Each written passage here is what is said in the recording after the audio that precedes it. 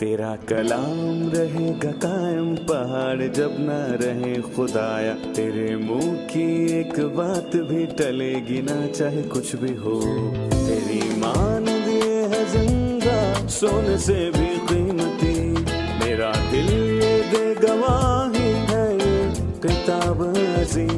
नाज़िल करे अपना कलाम, शिकस्ता दिलों को सुकून मिले, तारीखी दूर हो मेरी राहें रोशन कर।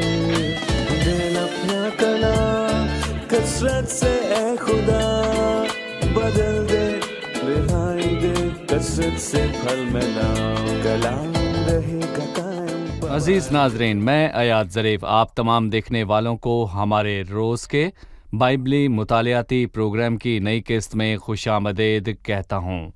नाजरीन, ये हमारे लिए एक सुनहरी मौका है कि हम खुदा के कलाम को करोड़ों लोगों तक पहुंचा सकें, और आपके लिए ये जानने का मौका है कि बाइबल क्या कहती है और हिजकिय्याह की किताब के क्या मौज़ूआत हैं जो पुराने अहदनामे की अहम तरीन नबूती कुतब में से एक है। हिजकिय्याह की किताब के मुताले में हम 33वें बाब और 34वें बाब पर पहुंच चुके हैं, जबकि हमने पिछली किस्त में मिस्र और मिस्र के गरूर पर बात की थी, और आज हम हिजकिय्याह के इसराइल के घराने के निगहबान होने पर बात करेंगे और झूठे चरवाहों और हकीकी चरवाहे पर बात करेंगे। झूठे चरवाहे कौन हैं और हकीकी चरवाहा कौन है, आज की किस्त में हम ये सब जानेंगे। प्रोग्राम का बाकायदा आगाज करने से पहले मैं स्टूडियो में आए खुदा के खादिम का खैर मकदम करूंगा। खुशामदीद भाई यूसुफ। बहुत शुक्रिया भाई। और हमारे दीगर मेहमानों को भी खुशामदीद।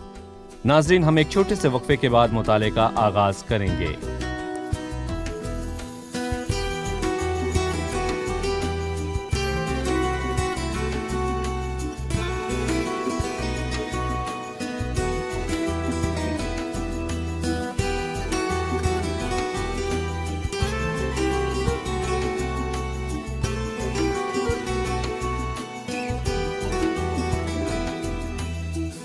खुशामदीद भाई। आपका शुक्रिया भाई यूसुफ, हम 33वें और 34 बाब पर पहुंच चुके हैं। आप हमें 33वें बाब का उन्वान बता दीजिए। हम इन दो अबवाब में जिम्मेदारी और बरकत को देखते हैं।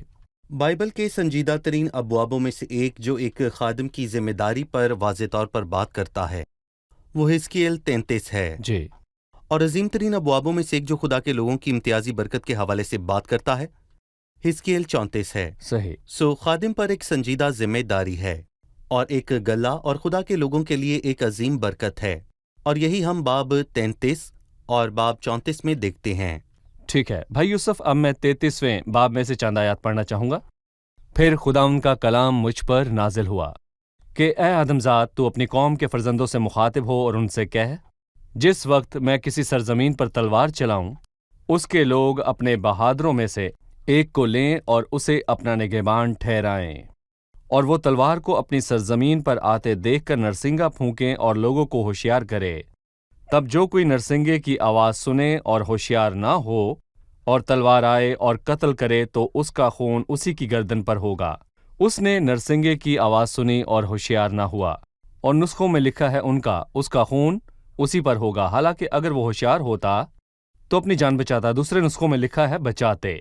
पर अगर निगहबान तलवार आते देखे और नरसिंगा ना फूंके और लोग होशियार ना किए जाएं और तलवार आए और उनके दरमियान से किसी को ले जाए, तो वो अपनी बदकारी में हलाक हुआ। लेकिन मैं निगहबान से उसके खून की बाज पुर्स करूंगा। दूसरे नुस्खों में लिखा है इससे पेशतर के वो निगहबान की बात करे। वो कहता है, तू अपनी कौम के फर्जंदों से मुखातिब हो और उनसे कह। मैं इसके बारे में जानना चाहूंगा। वो उससे कहता है कौम के फर्जंदों से मुखातिब हो।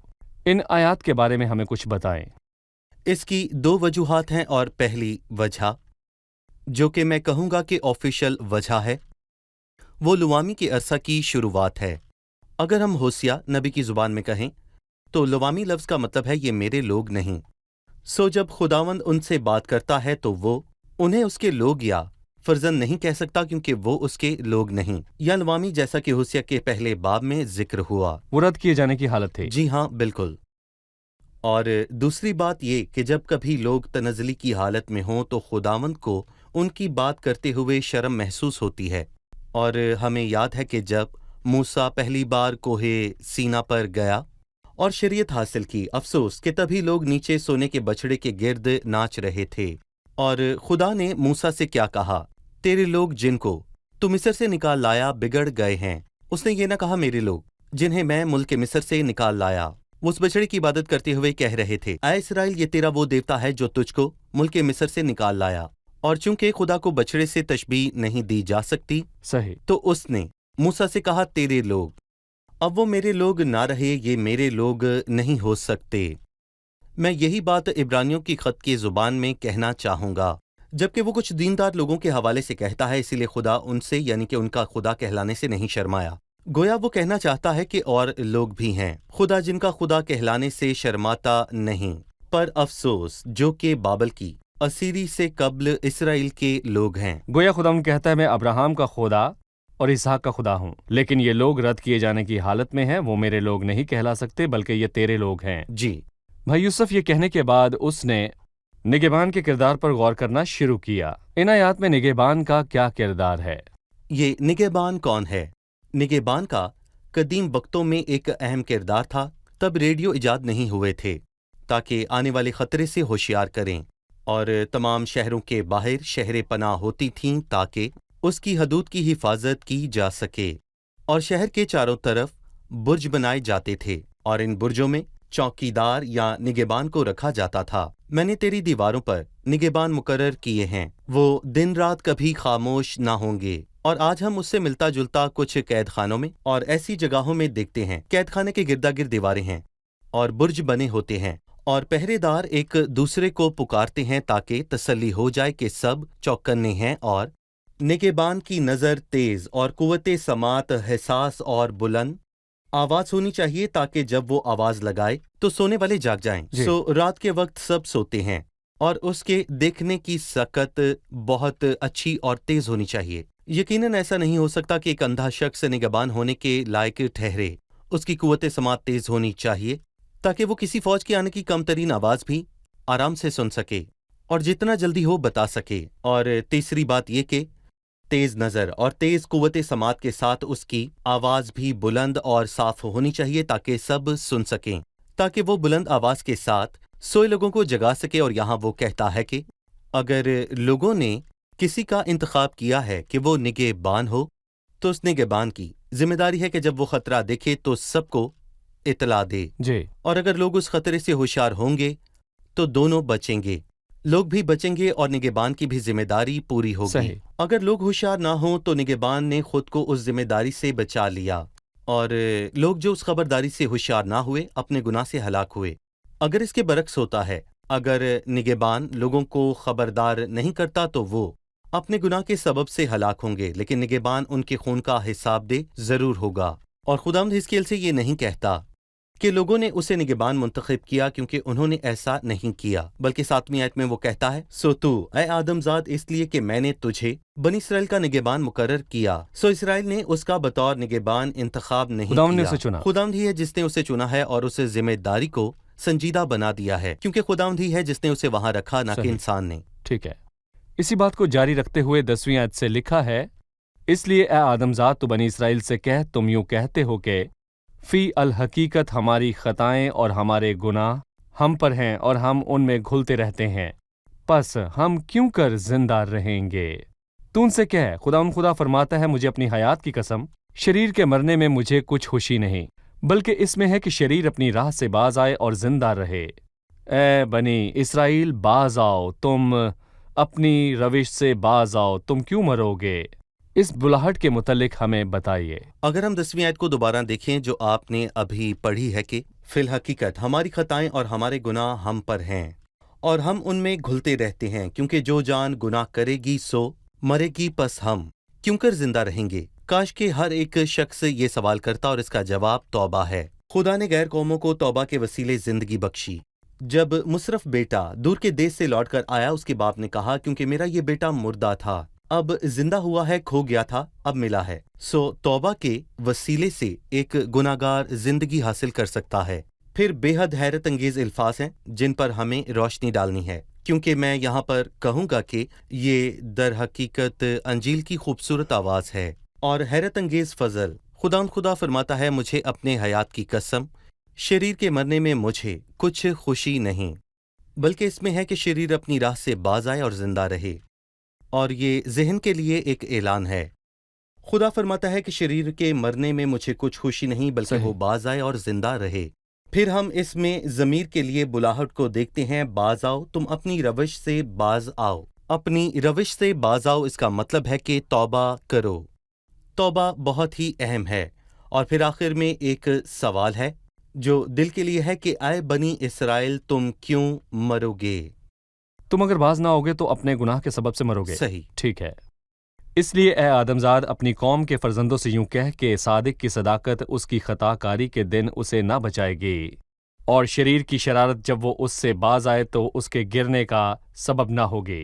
भाई यूसुफ, इस आयत की वजाहत के लिए हमें गुफ्तगू दरकार है। जी, वो यहाँ पर उस रास्तबाजी की बात नहीं कर रहा जो खुदा के फजल के वसीले तौबा करने वाले गुनहगार को मिलती है, क्योंकि वो रास्तबाजी तब तक जाहिर नहीं हुई थी जिसे हम रोमियो के 3 बाब की 21वीं आयत में वाज़े तौर पर मगर पढ़ते अब हैं। खुदा की रास्तबाजी जाहिर बिल्कुल, अब हुई खुदा है। की रास्तबाजी जाहिर हुई। अब कब? जब मसीह आया और सलीब पर जान दी। इससे पहले शरीयत की रास्तबाजी थी।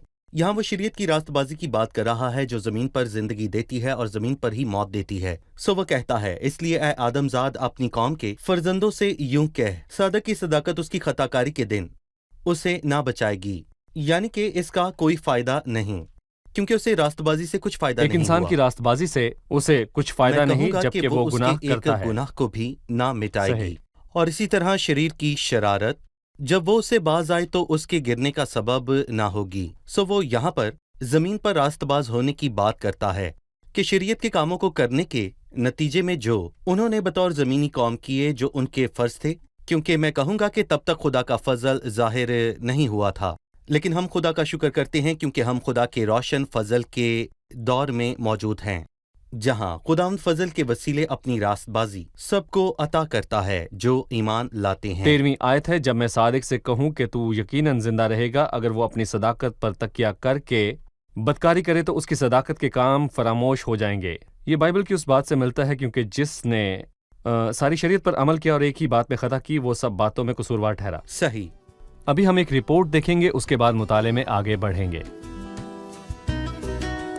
हकीकी तौबा एक अहम बात थी जिसकी खुदा के कदीम लोगों को इनफरादी तौर पर जरूरत थी, क्योंकि अगर उनमें से किसी ने गुनाह किया तो माजी की रास्तबाजी उन्हें अदालत से बचाने के लायक न थी। रास्तबाज शख्स जो गुनाह करता है उसे जिंदा रहने की इजाजत नहीं, भले ही माजी में वो शख्स रास्तबाज रहा।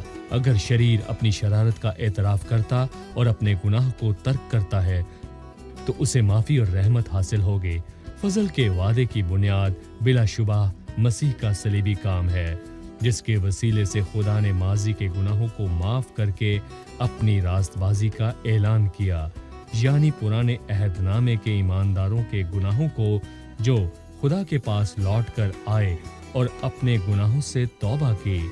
इसी का हवाला पौलुस रसूल देता है, जबकि वो कहता है, मसीह को खुदा ने उसके खून के बायस एक ऐसा कफ़ारा ठहराया जो ईमान लाने से फायदा मंद हो, ताकि जो गुनाह पेशतर हो चुके थे और जिनसे खुदा ने तहम्मुल करके तरह दी थी, उनके बारे में वो अपनी रास्तबाजी जाहिर करे।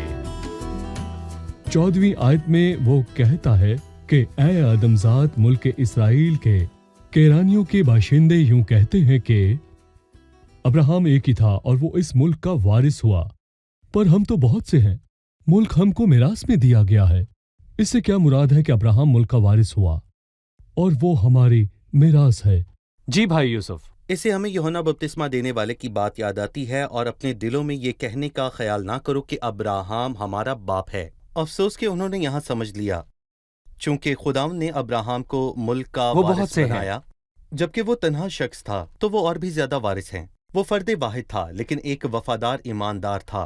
तुम बहुत से हो लेकिन शरीर हो, बद इखलाक, खूनी और खून के प्यासे हो। इन दोनों का क्या मुआजना है? यहाँ पर मैं कहूँगा कि ये और भी वाज़ेह हो जाएगा अगर हम यूहन्ना का 8वां बाब पढ़ें, जब खुदावंद यहूदियों से कहता है, मैं जानता हूँ कि तुम अब्राहम की नस्ल से हो, जी, यानी कि वो जिस्म के एतबार से उसकी नस्ल से थे, لیکن تم ابراہم کے فرزند نہیں ہو، کیونکہ اگر تم ابراہم کے فرزند ہوتے تو ابراہم کیسے کام کرتے؟ سو میں کہوں گا کہ جسمانی طور پر وہ اس کی نسل سے تھے، لیکن ابراہم کے فرزند ہرگز نہ تھے، کیونکہ انہوں نے اپنے باپ ابراہم کے ایمان کی پیروی نہ کی۔ وہ جسمانی طور پر تو ابراہم کی اولاد ہیں، لیکن ان میں ابراہم کا سا ایمان نہیں۔ بالکل ٹھیک ہے بھائی یوسف، 30ویں آیت سے ہم ان باتوں پر ان کے رد عمل کو دیکھیں گے۔ جی، پر اے آدم ذات، فی الحال تیری قوم کے فرزند دیواروں کے پاس اور گھروں کے آستانوں پر تیری بابت گفتگو کرتے ہیں اور ایک دوسرے سے کہتے ہیں چلو وہ کلام سنیں جو خداوند کی طرف سے نازل ہوا ہے۔ وہ امت کی طرح تیرے پاس آتے اور میرے لوگوں کی مانند تیرے آگے بیٹھتے اور تیری باتیں سنتے ہیں، لیکن ان پر عمل نہیں کرتے، کیونکہ وہ اپنے منہ سے تو بہت محبت ظاہر کرتے ہیں پر ان کا دل لالچ پر دوڑتا ہے، اور دیکھ تو ان کے لیے نہایت مرغوب سرودی کی مانند ہے جو خوش الحان اور ماہر ساز بجانے والا ہو، کیونکہ وہ تیری باتیں سنتے ہیں لیکن ان پر عمل نہیں کرتے، اور جب یہ باتیں وقوع میں آئیں گی، دیکھ وہ جلد وقوع میں آنے والی ہیں، تب وہ جانیں گے کہ ان کے درمیان ایک نبی تھا۔ جس طور پر انہوں نے حزقیل کے وسیلے خدا ان کی باتوں پر رد عمل دیا، آپ اس میں کیا دیکھتے ہیں؟ میں دیکھتا ہوں کہ وہی بات سینکڑوں برس کے بعد بھی ہیرودیس ادومی کے معاملے میں ہے۔ یہ بات یہاں دہرائی گئی، جس نے اپنے بھائی کی بیوی سے بیاہ کیا جبکہ اس کی بیوی تب بھی زندہ تھی، سو بے شک وہ زناکار تھا، اور یوحنا نے اسے کہا تجھے اپنے بھائی کی بیوی رکھنا روا نہیں۔ وہ یوحنا کو پسند کرتا تھا اور اس نے یوحنا کو اپنے محل میں بلایا اور اسے بخوشی سنا، اور وہ اس کی تعلیم کو پسند کرتا تھا۔ ایسا لگتا ہے کہ یوحنا تعلیم دیتے ہوئے اپنی آواز بلند کر لیتا تھا، اور اسے بہت سے لوگوں کو تعلیم دینے کا یہ انداز پسند آتا ہے، اور لوگ جذباتی طور پر متاثر ہوتے ہیں۔ یہاں بھی کچھ لوگ ہیں جو حزقیل کو پسند کرتے ہیں، وہ خوشی سے اس کے خطاب کو سنتے اور پسند کرتے ہیں، لیکن جو کچھ سنتے اس پر عمل نہ کرتے، مطلب کہ وہ سنتے تو ہیں پر اس پر عمل نہ کرتے، اور خداوند اس حالت کو زوردار انداز میں بیان کرتا ہے۔ خوبصورت کلام، اور دیکھ تو ان کے لیے مرغوب سرودی کی مانند ہے جو خوش الحان اور ماہر ساز بجانے والا ہو۔ موضوع خوبصورت ہے، شوق اور محبت، اور کوئی ایسا جس کی آواز اچھی ہے اور وہ خوش الحان بھی ہے، اور جو کوئی سنتا ہے وہ واہ واہ کرتا ہے۔ جی اور پھر کیا؟ ٹھیک ہے، خدا نہیں چاہتا آپ واہ واہ کریں، خدا چاہتا ہے آپ توبہ کریں۔ صحیح۔ ہیرودیس نے یہ نہ کیا، اور نہ ہی ان لوگوں نے یہاں یہ کام کیا۔ بھائی کیا آپ اس میں یہ نہیں دیکھ رہے کہ یہی معاملہ آج تک ان کے ساتھ ہے جو خدا کا کلام چرچز میں اور مختلف جگہوں پر اجتماعات میں سنتے تو ہیں، جو کسی خادم کے چند الفاظ کو صرف پسند کرتے ہیں، لیکن جیسے ہی نکلتے ہیں سب کچھ بھول جاتے ہیں اور خدا کے کلام پر عمل نہیں کرتے۔ یقیناً، کیونکہ پہلے جتنی باتیں لکھی گئیں وہ ہماری تعلیم کے لیے لکھی گئیں۔ خداوند کا مقصد یہ ہے کہ وہ ہمیں بتانا چاہتا ہے کہ 2500 سال پہلے کیا ہوا، بلکہ یہ ہے کہ وہ ہمیں خبردار کرے کہ یہ باتیں ہم پر عبرت کے لیے واقع ہوئیں، اور یہی سچ ہے۔ لیکن کلام پر عمل کرنے والے بنو، نہ محض سننے والے جو اپنے آپ کو دھوکہ دیتے ہیں۔ صحیح۔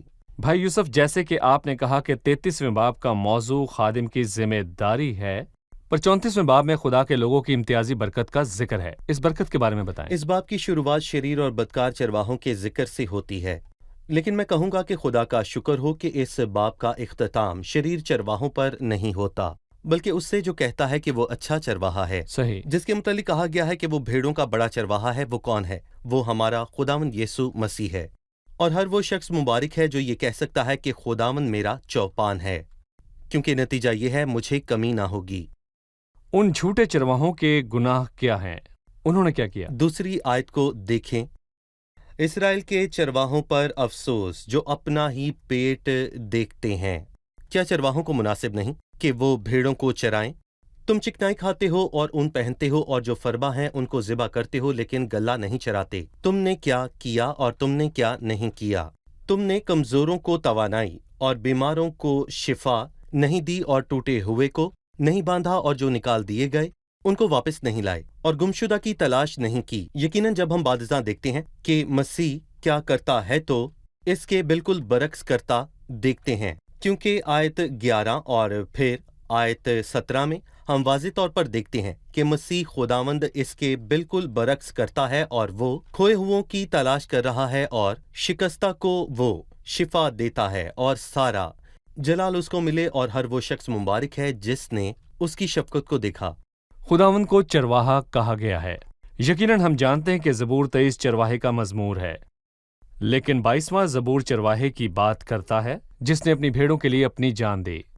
हमें उस चरवाहे के मुतालिक बताएं जिसने अपनी भेड़ों के लिए जान दी, ताकि वो चरवाहा बने जो ज़िंदगी की तमाम राहों में हमारे साथ चलता है। उस चरवाहे की जहां तक बात है जिसने भेड़ों के लिए अपनी जान दे दी, हम उसे यूहन्ना की इंजील के 10वें बाब में देखते हैं। मसीह ने यूहन्ना 10 में क्या कहा? जितने मुझसे पहले आए वो चोर और डाकू हैं। चोर नहीं आता मगर चुराने और मार डालने और हलाक करने को। मैं इसलिए आया कि वो जिंदगी पाएं और कसरत से पाएं। लेकिन खुदावंद, हम मुर्दा हैं और हम जिंदगी कैसे पा सकते हैं? अच्छा चरवाहा मैं हूँ। अच्छा चरवाहा भेड़ों के लिए अपनी जान देता है। पर ये कहाँ हुआ? गुलगता पर। ज़बूर 22 जिसका आपने अभी थोड़ी देर पहले हवाला दिया। मसीह ने ज़बूर 22 में अपना मुंह खोला कि आए मेरे खुदा तूने मुझे क्यों छोड़ दिया। लिहाजा उसने भेड़ों के लिए ज़बूर 23 में ये मुमकिन किया कि वो ये कह सकें कि खुदावंद मेरा चौपान है, मुझे कमी ना हो और मैं किसी बला से ना डरूंगा, बिल्कुल, क्योंकि तू मेरे सही। साथ है। मतलब ज़मानों से रहनुमा या लोगों के पेशवा होते आए हैं, भले ही वो मजहबी हों या सियासी हों जो अपने लोगों का शिकार करते हैं, लेकिन धरती ने मसीह की ज़ात जैसा कोई और नहीं देखा, क्योंकि अच्छा चरवाहा भेड़ों के लिए अपनी जान देता है। सो जो कोई किसी मजहबी या सियासी रहनुमा से खौफज़दा है, वो अपनी फिक्र खुदा उन पर डाल दे जो उसकी हिफाजत कर सकता है। देखिए जी। भाई, मैंने इस किताब में 2 मरतबा पढ़ा कि एक जवान बादशाह शेर बना और उसने शिकार मारना सही। सीखा और लोगों को खा गया। बाद वाले ने भी यही किया, लेकिन वो कौन है जिसने लोगों के लिए जान सही। दी? वो सिर्फ एक है। जी। वो सब शिकारी हैं जो जीने की खातिर खा जाते हैं, लेकिन एक ही चरवाहा है जिसने भेड़ों के लिए अपनी जान दी और सारा वो मरा ताकि हम जलाल जिएं। उसको मिले। आइए मेहमानों से उनका सवाल जाने। 23वीं और 24वीं आयत में लिखा है, और मैं उनके लिए एक चौहान मुकर्रर करूंगा और वो उनको चराएगा, यानी मेरा बंदा दाऊद वो उनको चराएगा और वही उनका चौहान होगा, और मैं खुदावंद उनका खुदा होऊंगा और मेरा बंदा दाऊद उनके दरमियान फरमा रवा होगा। मैं खुदावंद यूँ फरमाता हूँ। ये अल्फाज दाऊद के सैकड़ों साल बाद कहे गए। क्या दाऊद फिर से लौट कर आएगा या इसका क्या मतलब है? अहम सवाल है। झूठे चरवाहे हैं जो गल्ला की तरफ अपनी जिम्मेदारी पूरी करने में नाकाम रहे, और एक वादा है कि एक अजीम वफादार चरवाहा इन लोगों को जमा करेगा, और दाऊद का हवाला दिया गया है। हमें बताएं कि दाऊद का हवाला देने का क्या मकसद है। देखें भाई, मैं यहाँ पर ये कहूँगा कि जो कोई ये सोचता है कि दाऊद लौट कर आएगा तो वो गलती पर है, और जो कोई ये सोचता है कि दाऊद से मुराद यहाँ पर खुदाम यीशु मसीह से है तो वो भी गलती पर है। सच्चाई ये है कि एक शख्स दाऊद की नस्ल से आएगा और मुस्तकबिल में इन लोगों पर हुक्मरानी करेगा, और मैं ये भी कहूँगा कि वो मसीह नहीं है, क्योंकि वो अपने वास्ते गुनाह की कुर्बानी गुजरानेगा। और मैं यहाँ पर ये भी कहूँगा कि मसीह को गुनाह की कुर्बानी की ज़रूरत नहीं है, और वो दाऊद खुद नहीं है, बल्कि वह दाऊद की नस्ल से है और उसका दिल चरवाहे का सा होगा। और मैं यहाँ पर यह भी कहना चाहूँगा कि इन आयात में बहुत सी बरक़ात हैं। मसलन हम 26वीं आयत को पढ़ते हैं, और मैं उनको और उन जगहों को जो मेरे पहाड़ के आसपास हैं बरकत का बाइस बनाऊंगा, बरकत की बारिश होगी। और फिर वो 29वीं आयत में कहता है कि मैं उनके लिए एक नामवर पौधा बर्पा करूंगा, और ये मसीह है। सो बहुत सी बरक़ात हैं जिनसे लोग महसूस होंगे जब मसीह उन पर बादशाही करेगा। और फिर वो बात के आखिर में कहता है, तुम आए मेरी भेड़ों, मेरी चरागाह की भेड़ें हो, और मैं तुम्हारा खुदा हूँ, खुदावंद खुदा फरमाता है। भाई यूसुफ, जिसने 33वें बाब का आगाज़ हिस्किल से ये कहकर किया कि तू अपनी कौम के फर्जंदों से मुखातिब हो और उनसे कह, 34वें बाब का इख्तिताम यूँ करता है कि और वो जानेंगे कि मैं खुदावंद उनका खुदा उनके साथ हूँ। सही। और वो यानी बनी इसराइल मेरे लोग हैं। खुदा फरमाता है, और तुम ए मेरी भेड़ो मेरी चरागाह की भेड़े हो, और मैं तुम्हारा खुदा हूँ। खुदा फरमाता है। 2 आयात में वो उनके मुतालिक यही बताता है कि वो उन्हें मेरे लोग, हाँ। मेरी चरागाह की भेड़े कहता है। आप इसके बारे में क्या कहेंगे? ये सबसे बड़ी बरकत है। सही। देखें, नबूवत का मकसद अदालत बजाते खुद नहीं है, बल्कि ये बुनियादी मकसद मैं कहूँगा कि नहीं है, बल्कि मैं कहूँगा कि सबसे बड़ा और अहम मकसद दर हकीकत बहाली है। जबकि वो कहता है कि तुम मेरी भेड़े हो, और उसकी मुराद हकीकी भेड़ों से नहीं है, और खुदा के मकसद का पूरा होना लाजिम है, जिसने कहा मेरी खुशनुदी बनी आदम की सोबत में थी, और तुम मेरी भेड़े हो, यानी कि तुम कमज़ोर और काबिले तरस हो। لیکن میں ابن داؤد اور داؤد کا خدا ہوں، میں یہوہ ہوں جو تمہیں بالآخر برکت اور بحالی عطا کرے گا، اور اپنے واسطے بھلائی پیدا کرنے والے تم نہیں ہو۔ سو یہ وعدہ نہ صرف اسیر قبیلوں کے لوٹ آنے کا وعدہ ہے، بلکہ اس کا تعلق مستقبل میں مسیحا کے بادشاہی میں پوری قوم کے لوٹ آنے سے بھی ہے، جو چرواہا ہے اس کی بادشاہی میں۔ شکریہ بھائی یوسف۔ اب وقت ہے کہ ہم جانیں کہ مہمانوں نے آج کیا سیکھا۔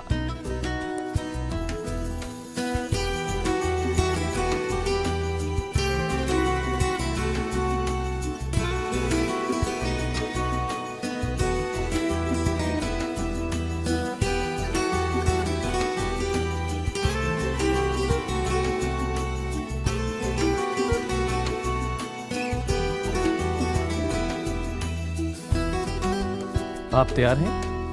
ہم نے جانا کہ 33ویں باب میں نگہبان کے حوالے سے کیا لکھا ہے۔ 33ویں باب کے مطابق نگہبان کا کیا کردار ہے؟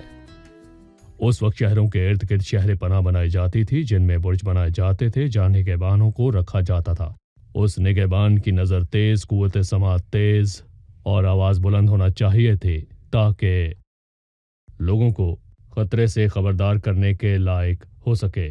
اور اگر اس کے خبردار کرنے کے باوجود لوگ ہوشیار نہ ہوں تو لوگ اپنے گناہ کے سبب سے مریں گے اور ان کا خون انہیں کی گردن پر ہوگا، لیکن اس کے برعکس ہو تو نگہبان کو ان کے خون کا حساب دینا ہوگا۔ ایسا ہے؟ بالکل۔ خداوند نے کہا، مجھے اپنی حیات کی قسم، شریر کے مرنے سے مجھے کچھ خوشی نہیں، بلکہ اس میں ہے کہ شریر اپنی راہ سے باز آئے۔ ہم اس آیت میں خدا کے دل کے اور روح کے لیے اس بلہٹ کے حوالے سے کیا دیکھتے ہیں؟ ہم نے سمجھا کہ عدالت خدا کا ایک عجیب کام ہے، لیکن اس کا مقصد یہی نہیں ہے کہ وہ عدالت کرے، بلکہ گناہ کی عدالت سے اس کا مقصد یہ ہے کہ اس کے لوگ بچیں۔ صحیح، صحیح۔ ٹھیک ہے۔ آپ سب کا شکریہ۔ بھائی یوسف، آپ کا بھی شکریہ۔ عزیز ناظرین، آج کی قسط میں ہم نے حزقیل کی کتاب کے 33ویں اور 34ویں باب کا مطالعہ کیا۔ 33ویں باب میں ہم نے نگہبان کے کردار کے حوالے سے بات کی، جو شہر کے لوگوں کو آنے والے خطرے سے خبردار کرتا ہے، جو اس سے ہوشیاری پاتا ہے خود کو بچا لیتا ہے۔ اور خداوند اس نگہبان کے سر پر اس کا خون نہیں لگاتا، لیکن کوئی اگر اس لیے ہوشیاری نہیں پاتا کہ نگہبان نے خبردار نہیں کیا، تب وہ اس کے گناہ کے سبب سے ہلاک ہوتا ہے، لیکن ساتھ ہی نگہبان کو بھی اس کے خون کا حساب دینا پڑے گا۔ اس سے جو سبق ہمیں سیکھنا چاہیے یہ ہے کہ ہمیں ہر ایک کو ضرور نجات کا پیغام پہنچانا ہے۔ ہمیں سب انسانوں کو دعوت دینی ہے جن کے لیے مسیح نے جان دی، تاکہ ان سب کو جو مسیح کی پناہ میں نہیں ہے آنے والے خطرے سے خبردار کریں۔ جنہوں نے اب تک مسیح میں پناہ نہیں لی، لیکن ہمیں 34ویں باب سے اسرائیل کے جھوٹے چرواہوں کے متعلق بھی معلوم ہوتا ہے، جنہوں نے کھوئے ہوئے کی تلاش نہیں کی اور شکستہ دلوں کو شفا نہیں دی، لیکن ایک بڑے چرواہے کا وعدہ کیا گیا جو ان سب کی تلاش کر کے انہیں بحال کرے گا، اور یہ برکت 1000 سالہ بادشاہی میں پوری ہوگی۔ میں آپ کو اس بات سے تسلی دینا چاہتا ہوں کہ اگر آپ رد کیے گئے ہیں اور کوئی آپ کی فکر نہیں کرتا، اگر آپ شکستہ دل ہیں اور کوئی آپ کی مدد کرنے کے لائق نہیں، یا اگر آپ تنہا محسوس کرتے ہیں اور کوئی آپ سے بات نہیں کرتا، تو میرے عزیزوں، مسیح آپ کے نزدیک ہے، اور وہ آپ کے شکستہ دل کو شفا دے کر اسے مسرور بنا سکتا ہے۔ وہ آپ کو اسیری سے چھڑا سکتا ہے اور آپ کو آزادی عطا کر سکتا ہے۔ سو اگر آپ دکھ اٹھا رہے ہیں اور کوئی آپ کو خوشی دینے کے لائق نہیں ہے، تو اپنے دل کو مسیح کے لیے کھولیں، جس نے صلیب پر اپنے دل کو توڑا تاکہ آپ کے گناہوں کو اٹھائے اور آپ کو دلشار بنائے۔ آنے والی قسط میں آپ سے پھر ملاقات ہوگی۔ خداوند آپ کو برکت دے۔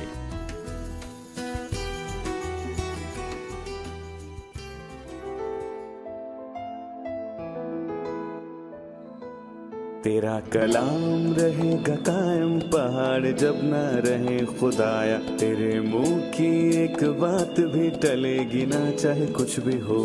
تیری مانند یہ ہے زندہ، سونے سے بھی قیمتی، میرا دل یہ دے گواہی ہے، یہ کتاب عظیم نازل کرے اپنا کلام، شکستہ دلوں کو سکون ملے، تاریکی دور ہو میری راہیں روشن کر، دل اپنا کلام کثرت سے اے خدا بدل دے، رہائی دے کثرت سے پھل ملاؤ۔ کلام رہے گا قائم، پہاڑ جب نہ رہے خدایا، تیرے منہ کی ایک بات بھی ٹلے گی نہ، چاہے کچھ بھی ہو۔